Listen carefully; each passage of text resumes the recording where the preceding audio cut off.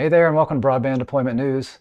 The FCC Chairwoman Jessica Rosenworcel is proposing a new definition for broadband. Be right back, and I'll discuss that.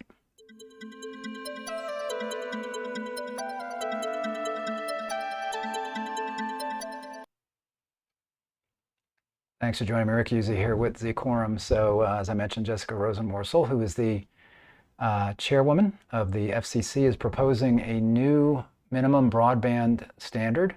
So the standard currently is 25 by 3, and it's been that since 2015. So she has come out in this notice of inquiry, which is being circulated internally, to propose this, and they did a press release on that. So I'm just going to read through this real quick and just maybe have a few comments. So you see here, Chairwoman Rosenworcel proposes to increase minimum broadband speeds and set gigabit future goal. FCC Chairwoman Jessica Rosenworcel has circulated to her colleagues a notice of inquiry that would kick off the agency's annual evaluation of the state of broadband across the country. And this is something that the FCC does every year.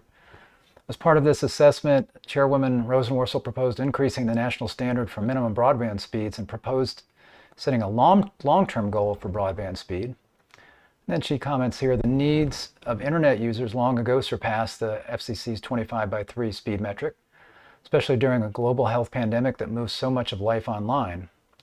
The 25-3 metric isn't just behind the times, it's a harmful one because it masks the extent to which low-income neighborhoods and rural communities are being left behind and left online. Now, she's had a few years to do this, so I saw one article where they're kind of blaming, I think, the Republicans because it talked about how, Chairman Pai was in for 4 years and he didn't change it. So it was changed right before he got in 2015. He got in Trump got in 2016, and then he was made the chairman. And it wasn't changed all that time. And it hasn't been changed since Jessica Rosenworcel's been in, but now she's proposing this. And one reason I think they've been kind of hesitant to change is because as soon as you change the definition of broadband, that means that the number of people that don't have broadband just goes up dramatically. And as I've talked about before, it's kind of a moving target, right? So it's not that long ago that the definition of broadband was 4 by 1. It's really not that long ago. In fact, I wonder if that's what it was before 2015. I can't remember if it went for a period of time to 10 by 1, or if I think it might maybe have been 4 by 1 until then. So that was a big jump to 25 by 3 at that point. And we're talking about another pretty big jump here. The notice of inquiry proposes to increase the national broadband standard to 100 by 20, basically, and discusses a range of evidence supporting the standard, including the requirements in the Infrastructure Investment and Jobs Act. The FCC previously set the broadband standard of 25 by 3 in 2015, and it's not been updated since. So this would be in sync, it makes sense. So it would be in sync with the IIJA, but that's really, with all of this money that's being proposed, even though the minimum broadband standard right now is 25 by 3, in theory, it's really 100 by 20 because we're calling those areas underserved. So if you are 100 by 20 or less, or I should say less than 100 by 20, yeah, it would be less than, than 100 by 20, then you're considered underserved. And if you're 25 by 3 or less than 25 by 3, then you're considered unserved. So 25 by 3 is the old standard, and if you're under that, you're unserved. If you're above that, but under 100 by 20, then you're underserved. So all the new money that's coming out now, from the federal government that we're looking at for the future, I think as well as funds coming from ARPA and USDA now, I think, are all set to be, minimum 100 by 20 as far as what you're going to be meeting for a minimum. So again, it's kind of by default been moved up to that, but they haven't officially come out and said that the speeds are now 100 by 20, but that's what they're proposing here. The notice of inquiry proposes to set a separate national goal of 1 gig by 500 for the future. Looking beyond speed, Chairwoman Rosenworcel also proposes that the Commission consider affordability, adoption, availability, and equitable access as part of its determination as to whether broadband is being deployed in a reasonable and timely fashion.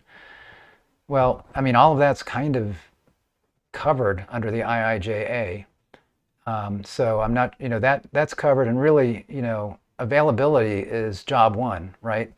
Because if you don't have everybody at least have a connection where they can get broadband, then it doesn't help if it's equitable here and not there. Everybody needs to get availability first. That's job one. And they've come out and said that. They want to make sure that when All of the funds from the IIJA, the BEAD program, have been allocated that everybody has at least 100 by 20 in this country. So, from there you can start working on, how affordable is it?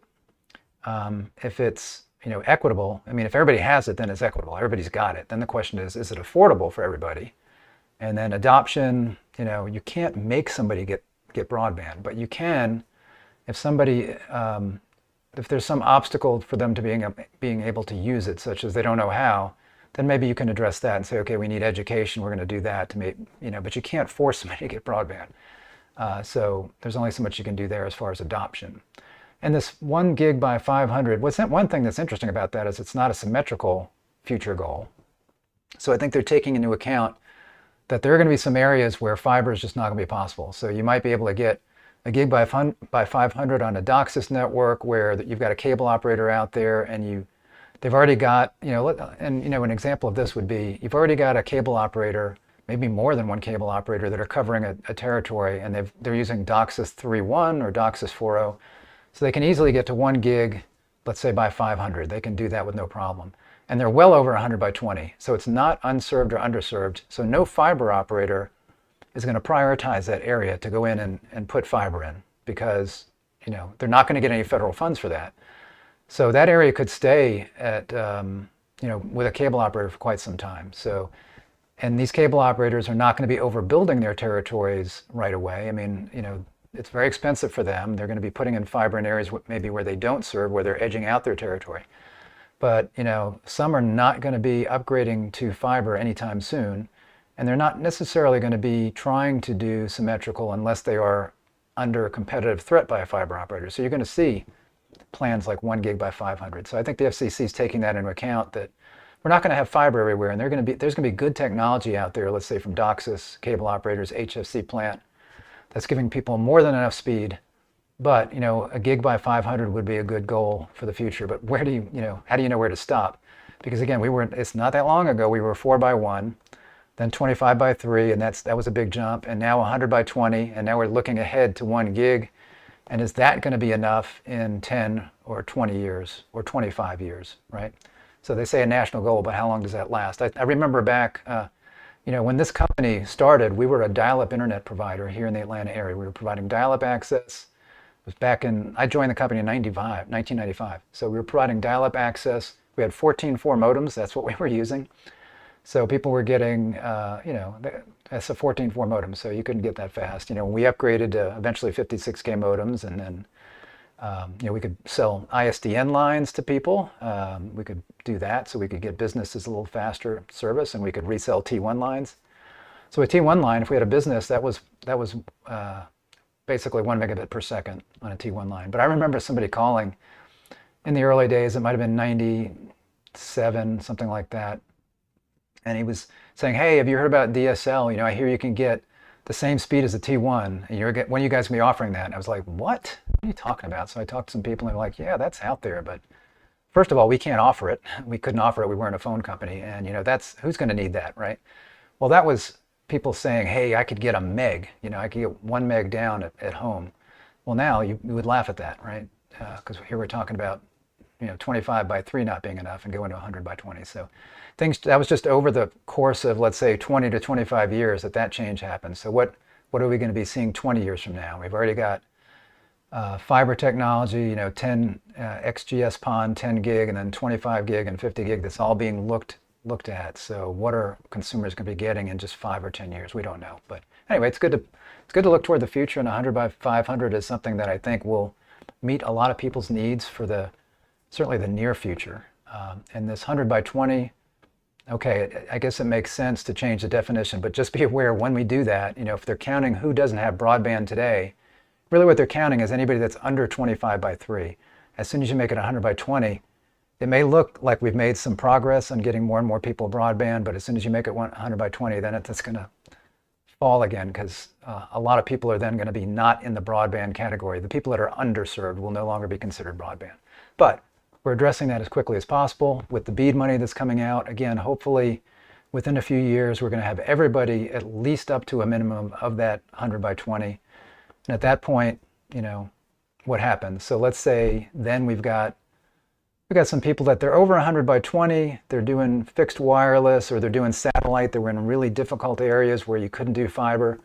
And then the FCC decides to raise the broadband definition to 500 by 200 before they get to this gig by 500, let's say. Then suddenly you got a lot of people that don't have broadband anymore because you've changed the definition. So it's a moving target, but it's pretty interesting. I got a couple of questions here I can address. Let's see, Chris Eystone, have you heard anything on timing of this gig by 500 standard idea? At this point, they're just circulating this notice of inquiry within the FCC. So no, it's just a proposal. It's not anything that's approved, and they may do a request for comment at some point, which would be more public, and then you can weigh in at that point. There'll be service providers can weigh in, and just you and I could weigh in at that point. But no, there's no timing on that yet. Conway Fan 98, 100 by 20 is going to be a problem for companies like Charter until they upgrade. True, yeah. Their lowest plans are 100 by 10 and 300 by 10, and that would not meet that. And that's true. Charter, where they're doing DSL, not going to meet that. And I know you're in an area where you've got DSL and it's not meeting it for you. So they're going to be doing their upgrades to make sure that somebody doesn't come in and overbill them. So Charter's going to be doing that. And in areas where, if I remember in your area, they sold it to somebody else, those folks are going to be wanting to do that upgrade so that nobody then overbills them, because people are going to be getting money. They're going to get funded to overbill these areas. So either your operator, you're getting access from now, was that Lumens? I can't remember. Whoever's providing you access now is going to hopefully they're going out and getting federal funds so they can get subsidized to overbuild their DSL and lay fiber. If not, somebody else is going to get that money, and they're going to do that. So yeah, I think it's going to happen. It's just going to take a little bit longer, because I think we were saying that Charter, their RDOF funds are not going to cover your area, so there's not going to be any money unless that somehow gets switched over to this other operator. There's not going to be any money until the BEAD money comes out in your area, so it may be a little bit longer. But then again, maybe there'll be other people that are coming in if it's going to take that long and lay fiber. We just don't know what's going to happen. But there's lots of opportunity out there for service providers to get these federal dollars, and all 50 states now have put in their notice that they want this money, and they're now working with local stakeholders to figure out where broadband is, where it's not, who's going to do it. And then the service providers right now are in the process of uploading all of their coverage information and what speeds that they're offering. So for example, Conway Fan 98 in your area, whoever that provider is having to upload the fact that in that area they are CenturyLink, yeah. Soon to be Brightspeed, that's right. So in that area, CenturyLink is having to upload, or Brightspeed, whoever is going to be doing that, is having to upload that they only support those low speeds in your area. And then that's going to open that up on the map, and it's going to make it available for funds. So again, hopefully Brightspeed will be submitting to get funds to do that, or maybe they'll, in the process of seeing this area as an area that needs to be addressed, maybe they'll do that even sooner before they get the funds. So they can certainly do the upgrades and request the funds after the fact. So that's it. So this is pretty interesting. I think, again, it's a moving target, but the fact that the FCC has now come out at this point and said, hey, we need to change this definition, let's think about this. I think it's going to take a while for this all to take place, and it's all, I think, kind of in conjunction with the fact that everybody is looking at now 100 by 20 being the standard, even if it's not the definition, because that's where all of the funds are going to be directed to, is anybody that's under 100 by 20. Thanks for joining me. Feel free to give a like on the video if you liked it, if it was helpful, and subscribe if you're not subscribed. Click the little bell so that you're notified when I'm live, and I will see you next time for Broadband Deployment News. Take care. Bye-bye.